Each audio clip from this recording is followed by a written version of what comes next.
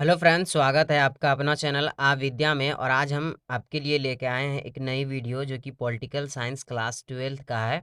और इसमें हम पढ़ेंगे फर्स्ट चैप्टर का सब्जेक्टिव क्वेश्चन, जो कि बहुत ही इंपॉर्टेंट सब्जेक्टिव क्वेश्चन है। ये सारे सब्जेक्टिव क्वेश्चन हर बार एग्जाम में पूछे जाते हैं, इसलिए आपसे गुजारिश है कि वीडियो को लास्ट तक देखिएगा और चैनल पर पहली बार आए तो सब्सक्राइब कर दीजिएगा। तो पहला जो क्वेश्चन है वो ये कह रहा है कि सन 1945 से 1990 के मध्य की किन्हीं 4 महत्वपूर्ण राजनीतिक घटनाओं का उल्लेख कीजिए। यानी कि 1945 से लेकर के 1990 के बीच में जो भी घटनाएं हुई, राजनीतिक घटनाएं हुई, उनमें से 4 घटनाओं का नाम लिखना है। वो कौन कौन से घटनाएं थे, तो चलिए जानते हैं कि कौन कौन से थे। पहला घटना जो था वो था दो नए महाशक्तियों का उदय। यानी कि जब दूसरा विश्व युद्ध समाप्त हुआ था तो उसके बाद दो नए महाशक्तियां आई थी, सोवियत संघ और अमेरिका, यानी कि यूएसए और यूएसएसआर, ये दोनों उदय में आए थे। उसके बाद दूसरा है तृतीय दुनिया के अधिकांश देश। यानी कि तृतीय दुनिया का अधिकांश देश वो लोग थे जो कि एशियाई जापान को छोड़ करके अफ्रीका तथा लैटिन अमेरिकी देशों की उपनिवेशवाद तथा साम्राज्यवाद से मुक्त हुए थे। यानी कि ये सारे देश उस समय गुलाम थे और उसी समय आज़ाद हुए थे। तो ये भी क्या हो जाएगा, ये 1945 और 1990 के बीच की घटनाओं में शामिल हो जाएगा। उसके बाद दूसरा आता है संयुक्त राष्ट्र का गठन, जिसे यूएनओ कहते हैं। तो यूएनओ का भी गठन जो हुआ था वो 1945 में ही हुआ था। उसके बाद अगला प्रश्न है, सॉरी, अगला टॉपिक है शीत युद्ध का आरंभ। तो शीत युद्ध का आरंभ जो हुआ था वो 1945 से हुआ था और इसका अंत 1990 में हुआ था। तो ये भी एक घटना हो जाएगा जो कि राजनीतिक घटना है 1945 और 90 के बीच की। उसके बाद सबसे इंपॉर्टेंट जो है वो है गुटनिरपेक्ष आंदोलन का जन्म हुआ था। और गुटनिरपेक्ष आंदोलन का जो जन्म हुआ था वो कब हुआ था, पहला शिखर सम्मेलन जो हुआ था वो 1961 में हुआ था और बेलग्रेड में हुआ था। तो ये इंपॉर्टेंट है, ऑब्जेक्टिव में याद रखिएगा कि ये कब हुआ था।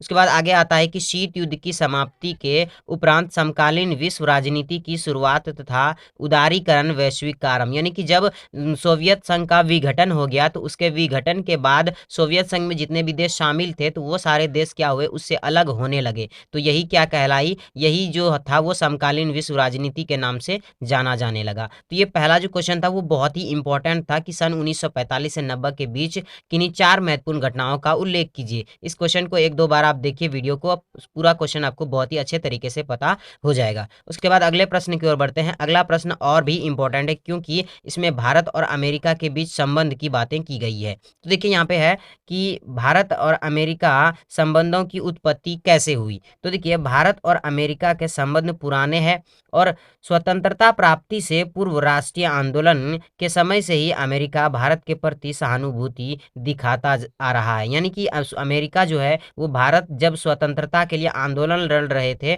तो उसी समय से अमेरिका इसकी थोड़ी मोड़ी कुछ न कुछ हेल्प कर रहा था, यानी कि भारत का हेल्प कर रहा था। और उसने भारत के राष्ट्रीय आंदोलन को सराहाया था, यानी कि सहारा दिया था। भारतीय राष्ट्रीय आंदोलन में जितने भी स्वतंत्रता के लिए आंदोलन हुए थे अमेरिका ने कुछ न कुछ सहायता की थी। और इस हेतु द्वितीय विश्व युद्ध के बाद अमेरिका ने ब्रिटेन पर दबाव बनाया कि भारत को भी आत्मनिर्भर पर आधारित किया जाए। यानी कि अब ब्रिटेन पर भी भारत ने दबाव बनाया कि भारत को अब स्वतंत्र कर दो, यानी कि आज़ाद कर दो और उसको आत्मनिर्भर बना दो। ये अमेरिका ने उस पर थोड़ा सा दबाव बनाया था। और भारत के लोगों के प्रति अमेरिकी की जो सहानुभूति है वो सोवियत संघ को रोकने के उद्देश्य से भी थी। तो इस प्रकार से देख सकते हैं कि भारत और अमेरिका के जो संबंध थे वो काफी अच्छे थे बहुत हद तक। तो ये दोनों क्वेश्चन जो थे वो बहुत ही इंपॉर्टेंट थे। उसके बाद अगले क्वेश्चन की ओर बढ़ते हैं। तो अगला क्वेश्चन हमारे सामने जो आता है ये भी बहुत ही इंपॉर्टेंट है। अगर वीडियो पसंद आ रही है तो प्लीज वीडियो को लाइक कीजिएगा और चैनल पर पहली बार अगर आए हैं तो सब्सक्राइब जरूर कीजिएगा।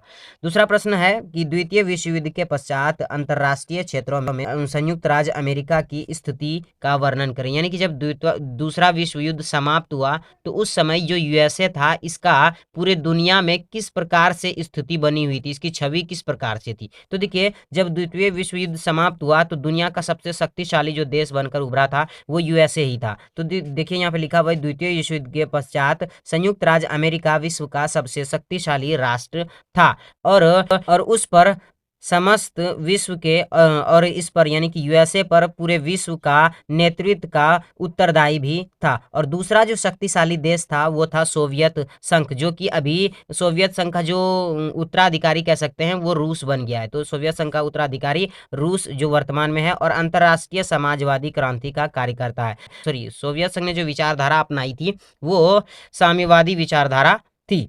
और पश्चिमी यूरोप के देश शक्ति शून्य हो चुके थे, यानी कि इसके पास कुछ भी पावर नहीं बचे थे। और अफ्रीका और एशिया के देशों में आर्थिक दरिद्रता छाई हुई थी, यानी कि यहाँ के लोगों पर बहुत अत्याचार किया जाता था। और इन देशों में साम्यवाद के प्रसार को रोकने के लिए अमेरिका ने अपनी विदेश नीति चलाई अमेरिका ने, ताकि यहाँ पर जो दरिद्रता हो रही है इसको खत्म किया जाए। और फिर साम्यवाद के जितने भी देशों ने मिल करके यहाँ पर दरिद्रता छाई थी, उन सब के प्रयासों को रोका और नाकाम किया। तो आप देख सकते हैं कि विश्व युद्ध के पश्चात जो अमेरिका का छवि था वो कुछ इस प्रकार से था। उसके बाद अगले क्वेश्चन की ओर बढ़ते हैं, और ये क्वेश्चन जो है ना बहुत ही इंपॉर्टेंट है, तो इसे आप बहुत ही अच्छे से देखिएगा, ध्यान से देखिएगा।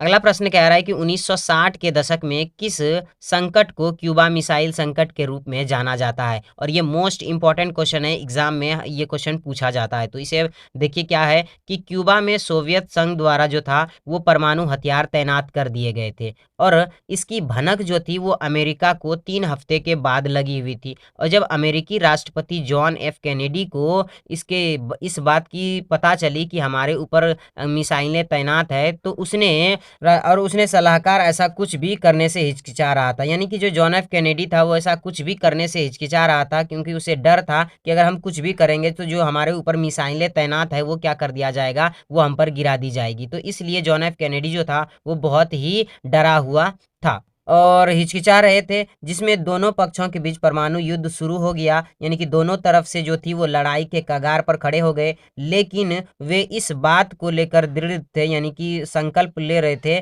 कि जो निकिता खुश्चेव थे, यहाँ के क्यूबा के जो नेता थे, सोवियत संघ के जो नेता थे निकिता खुश्चेव, वो क्यूबा से मिसाइलें और परमाणु हथियारों को हटा लेंगे। लेकिन कैनेडी ने आदेश दिया कि अमेरिकी जो जंगी भेड़े हैं उनको आगे किया जाए, यानी कि जो जंग वाले जंगजू है उनको क्या किया जाए, आगे भेजा जाए, यानी कि क्यूबा की तरफ रवाना कर दिया जाए। उसके बाद सोवियत जहाजों को रोका जाए, और इस तरह अमेरिका और सोवियत संघ के मामले के प्रति अपनी गंभीरता की चेतावनी देना चाहता था। यानी कि अमेरिका इस तरह से सोवियत संघ को अपनी गंभीरता की चेतावनी देना चाहता था कि अगर आपने हमारे ऊपर जो मिसाइलें तैनात कर दी गई है उससे हम कितने डरे हुए हैं, ऐसा कहा जा रहा है। चेतावनी देना चाहता था। और ऐसी स्थिति में यह लगा कि युद्ध होकर रह गया, यानी कि जब दोनों तरफ से, एक तरफ से सोवियत संघ के सेना और दूसरी तरफ से अमेरिका के सेना जब सामने थे, तो ऐसा लग रहा था कि एक बार और युद्ध होगा, यानी कि द्वितीय विश्व युद्ध के बाद जो है वो अब एक बार और युद्ध होगा। लेकिन ऐसी स्थिति में कुछ हुआ नहीं, और इसी को क्या कहा जाने लगा, क्यूबा मिसाइल संकट के रूप में जाना जाने लगा। और इस संघर्ष की जो आकांक्षाएं थी वो पूरी दुनिया को बेचैन कर रही थी कि कहीं इन दोनों के बीच में आपस में लड़ाई ना हो जाए, या टकराव अगर होता तो कोई आम टकराव नहीं होता, ये कि बहुत बड़ी युद्ध होती है। और अंततः दोनों पक्षों ने युद्ध टालने का फैसला किया और दुनिया ने चैन की सांस ली, और सोवियत संघ के जहाजों ने या तो अपनी गति धीमी कर ली या फिर वापसी का रुख ले लिया। तो ये क्वेश्चन जो था वो बहुत ही इंपॉर्टेंट था, एक दो बार इस क्वेश्चन को देखिए और खुद पढ़िए, आपको पूरा याद हो जाएगा। और ये तो मिलते हैं एक नई वीडियो के साथ, तब तक के लिए जय हिंद जय भारत।